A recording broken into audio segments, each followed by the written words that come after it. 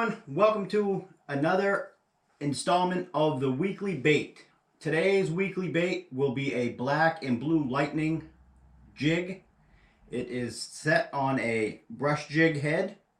We will be tying it on the mayfly vise.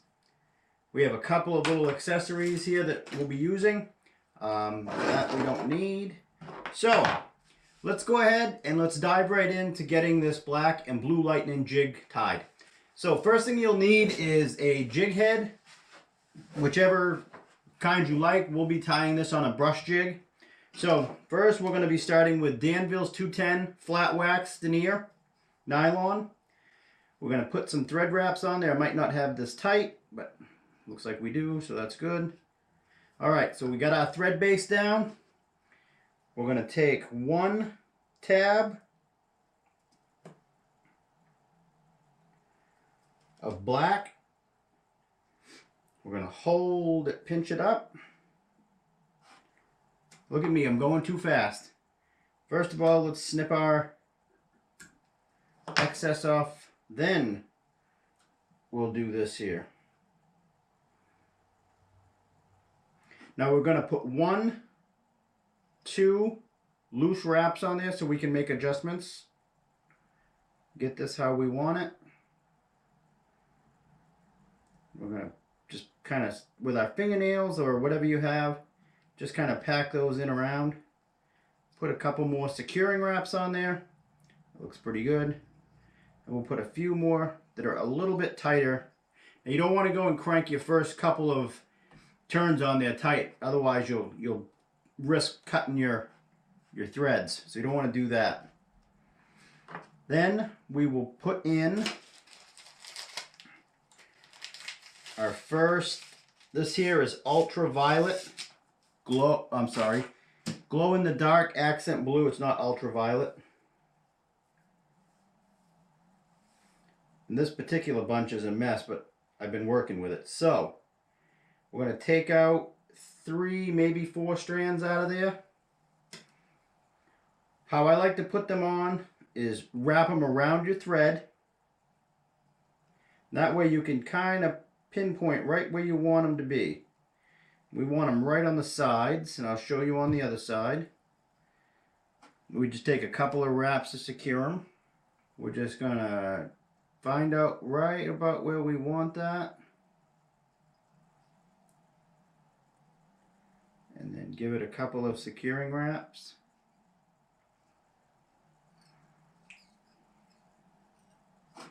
There. Now, what I have are little tiny hairpins I got actually at Staples.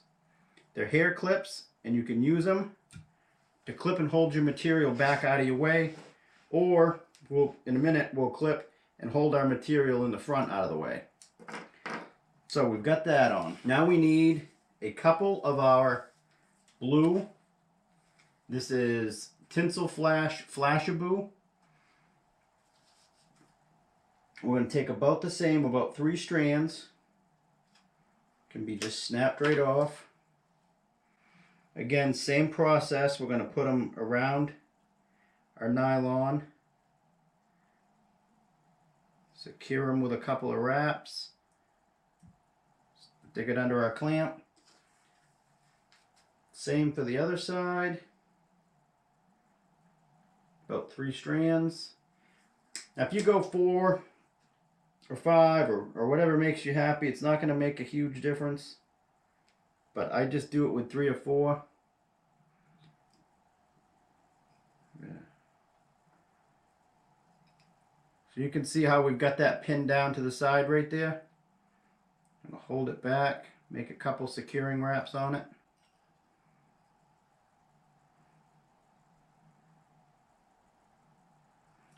Hands are in the way here, so we're going to take all this material now, pull it up, slide it back, clamp it on. And there we go. So now we can finish up with our other pieces. So we'll need 1 more full sheet.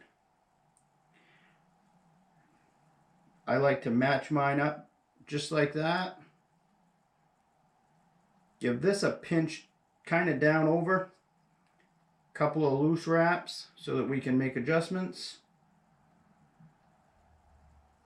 I'm going to try and work that around a little bit more.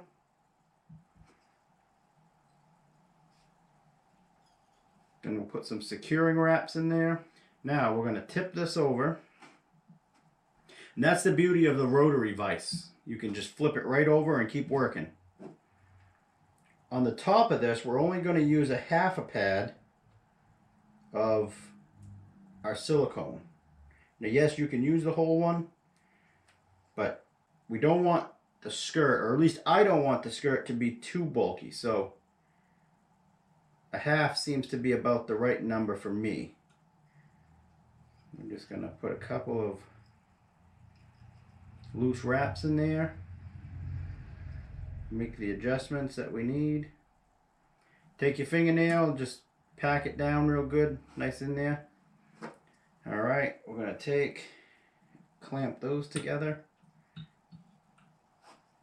Now we're going to put some securing wraps in there.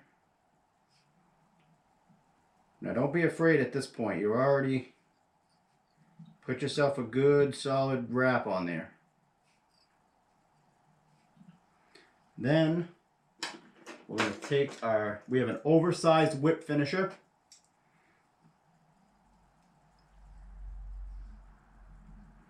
And we have that so that we can get around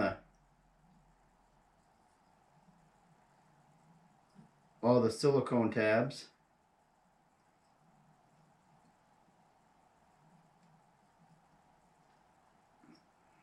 Okay. Then we'll give that a good, a pretty good tug. Tighten that up. We're going to let those down. We'll clean up our excess string.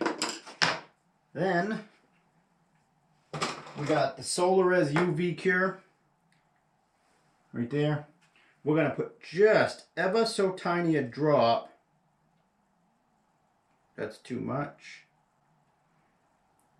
Just a drop in that groove, and I'll show you why we're going to do that. Then we're going to hit that with the UV light for a few seconds. All we're doing with that Solarez UV Cure, we're just getting it on the threads, and then we're going to cure it up so it's a nice hard bond in there to hold those threads together. It's not necessary, you can get away without it. I just personally prefer to do it that way. There we go. Now we're done. We're going to take our little scissors, stretch these out. My hands are backwards here, so I'm going to swap hands. Stretch them out and just trim them off. If you're using living rubber, this is silicone. If you're using living rubber, you really got to stretch them out to cut them so that they break free. But with the silicone, you don't have to do it quite as bad. Same with the back. Take, stretch, trim it off.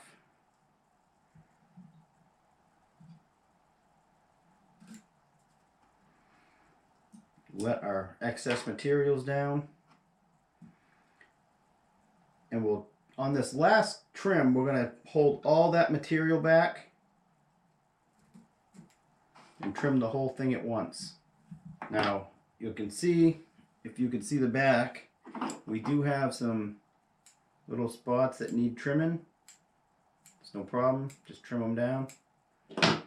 What that gives you in the water is a black jig with some bluish color backlight from the glow-in-the-dark material, some flash from your blue Flashaboo, and we call that black and blue lightning. Looks great in the water or on the base. And once these get wet, they'll all start to flow a little better. So there you have it. Week 2, episode 2, black and blue lightning jig. Hope you enjoyed. Get yourself some stuff to tie it. It's a fun jig, and the beauty is you won't pull it off. So, thank you for watching. And we hope to see you again on episode 3. We're not sure what we're tying just yet, but we will be putting together something for episode 3, and we'll talk to you all soon.